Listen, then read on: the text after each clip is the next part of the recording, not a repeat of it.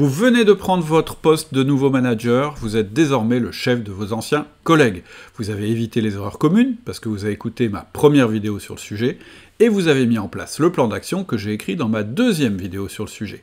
Clairement, vous êtes sur la bonne voie, mais vous n'êtes pas arrivé. La route reste semée d'embûches, et vous allez devoir faire face à des situations inédites. Dans cette vidéo, je vous dis ce qu'il faut faire dans 4 catégories de situations particulières.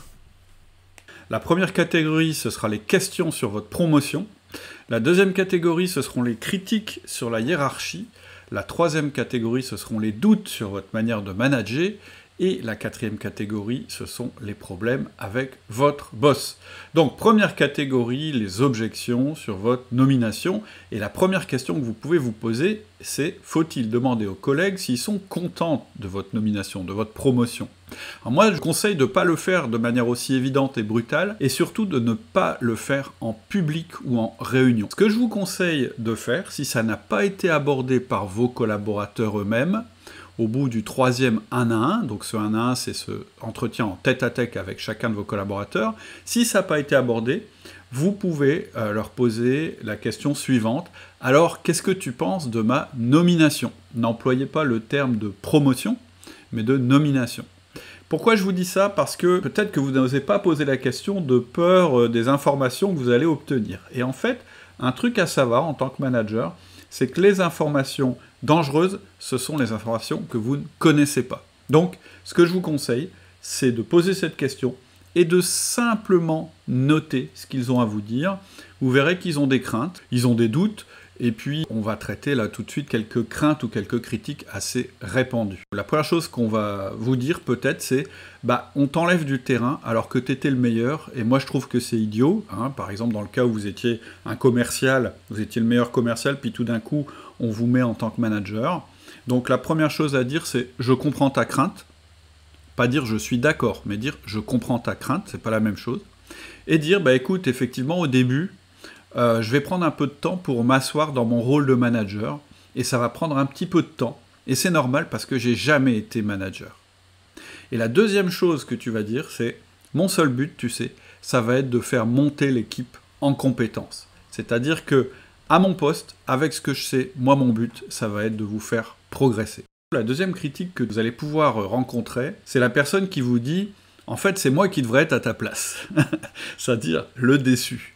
Donc la première chose à dire, c'est déjà de remercier cette personne pour sa franchise et d'enchaîner avec une question. Pourquoi tu crois ça? Pourquoi tu penses que tu avais plus la place plutôt que moi? Et comme ça, vous allez pouvoir cerner mieux la personne. Et la deuxième question que vous allez lui poser, c'est quelles sont tes craintes? Et vous allez noter, et surtout, vous ne ferez aucun commentaire. Vous pourrez dire, écoute, après que tu m'as expliqué, je comprends tes craintes, et j'ai écouté ce que tu me disais, et moi, mon seul but, ça va être que l'équipe devienne meilleure. La question plus large que vous pouvez avoir, c'est « je ne comprends pas ta nomination ». Et donc, merci de ta franchise, c'est ça que vous devez dire en premier, et ensuite, dis-moi ce que tu ne comprends pas. Et en fait, là, la personne va vous donner toutes ses craintes. Et à la fin, pour conclure, ce que je vous conseille de dire, c'est « écoute, de toute façon, tu me jugeras sur mes résultats. De toute façon, c'est là-dessus que je vais être jugé. C'est sur mes résultats en tant que manager. Et mes résultats en tant que manager, ils vont dépendre de vos résultats. Donc, je vais faire de mon mieux, et j'espère que de ton côté, tu feras de ton mieux aussi. » Ensuite, une question très directe qui va assez vite être posée, c'est « combien tu gagnes maintenant ?» Et ça, surtout, ne cédez pas à la tentation de dire quoi que ce soit pour gagner la confiance de votre collaborateur. Ça n'est pas comme ça que vous la gagnerez, ça n'est pas en divulguant ce genre d'informations. Donc refusez poliment de lui dire « écoute, c'est pas important, le salaire c'est quelque chose de personnel, donc je préfère garder ça pour moi, j'espère que tu comprendras. » Et puis c'est tout. La deuxième catégorie, ça va être des critiques sur la hiérarchie. C'est-à-dire que vos collaborateurs, ils vont faire deux choses potentiellement. C'est soit critiquer l'ancien chef, celui à qui vous succédez, ou soit critiquer votre N+1, c'est-à-dire votre chef à vous. Donc très clairement, dans les deux cas, la première phrase que vous allez dire, c'est « merci pour ta franchise ». Et mon conseil, c'est de ne pas rentrer dans le jeu et de ne pas vous comparer, que ce soit avec l'ancien chef ou avec votre N+1. Et donc, la question que vous devez renvoyer tout de suite, c'est « Ok, j'ai entendu tes critiques, mais d'après toi, c'est quoi les impacts négatifs que ça a sur la performance, ta performance à toi, ou la performance de l'entreprise ?» Ensuite, s'agissant d'une critique sur votre ancien chef, demande-lui simplement des suggestions. C'est-à-dire, à ma place, comment tu gérerais ça, comment tu ferais. Et à la fin, concluez en disant « Écoute, merci de ces informations, je vais y penser.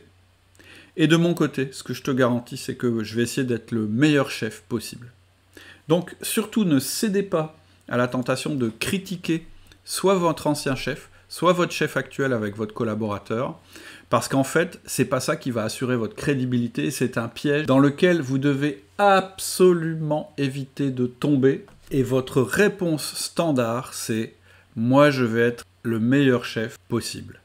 Et c'est tout. Ensuite, la troisième catégorie d'objections, ça va être des doutes sur votre capacité de manager. La première, c'est bon, tu sais bien qu'ici, de toute façon, c'est impossible, tu étais dans la même situation avant, donc je vois pas ce que tu vas pouvoir faire de mieux. Et donc, la réponse, c'est bah écoute, pour le moment, je vous écoute, je réunis des informations, et je suis prêt à écouter tes suggestions et tes solutions. Mais je vais tout noter, mais bien sûr, je ne vais pas me jeter sur tous les sujets à la fois. C'est-à-dire que je suis dans une période d'écoute, et quand je serai prêt, je te donnerai mon plan global. Ensuite, deuxième objection, tu vas pouvoir parler pour nous et dire que cette situation est insupportable. C'est-à-dire à nouveau, le collaborateur qui essaye de vous utiliser pour faire passer des choses auprès de votre chef.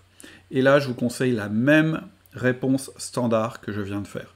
Je suis actuellement en train de consolider des informations, je vous écoutais, et une fois que j'aurai fait mes priorités, eh bien, je vous présenterai mon plan. Quatrième catégorie d'objections, ou plutôt de problèmes que vous allez rencontrer, et ce sont les plus délicats, c'est les problèmes que vous allez rencontrer avec votre boss. La première chose que votre boss risque de faire, c'est de s'impatienter. « Oh bah dis donc, je vois pas beaucoup de changements depuis que vous êtes arrivé. » Et là, même réponse que tout à l'heure. Vous savez, on s'est mis d'accord, on était tous les deux d'accord pour que pendant une période de 30 jours ou 60 jours, selon ce que tu as négocié, je me contente d'écouter, de réfléchir, mais vous inquiétez pas, je vous ferai un plan en temps et en heure. Et cela, ce que vous pouvez proposer à votre boss, c'est est-ce que vous voulez que je fasse un inventaire de ce que j'ai déjà noté pour le moment, ou est-ce que vous préférez attendre ma conclusion? Et vous verrez que la majorité des boss, ils vont être plutôt rassurés par ce que vous leur dites, et finalement, ils vont préférer attendre la conclusion. Maintenant, s'ils veulent des étapes intermédiaires, vous leur donnez, mais attention, moi je vous déconseille formellement de faire des changements dans l'organisation à ce stade. Deuxième souci qu'on peut rencontrer, c'est le boss qui vous dit « Non mais de toute façon, vous êtes là pour virer cette personne. » Si c'est faux, eh bien, refusez. Dites non, c'est pas pour ça que j'ai été nommé, puisque vous ne me l'avez pas dit au départ. Donc je vous demande un temps, et je vous dirai si, selon moi, c'est la meilleure solution. Si c'est vrai, à nouveau demandez un répit. Expliquez que cette personne, de toute façon, c'est pas parce qu'elle reste 30 jours ou 60 jours de plus que tout va changer, et que la virer immédiatement en arrivant, ça sera un très mauvais signal, à la fois pour l'entreprise, pour vous et pour votre réputation. Et donc demandez un répit.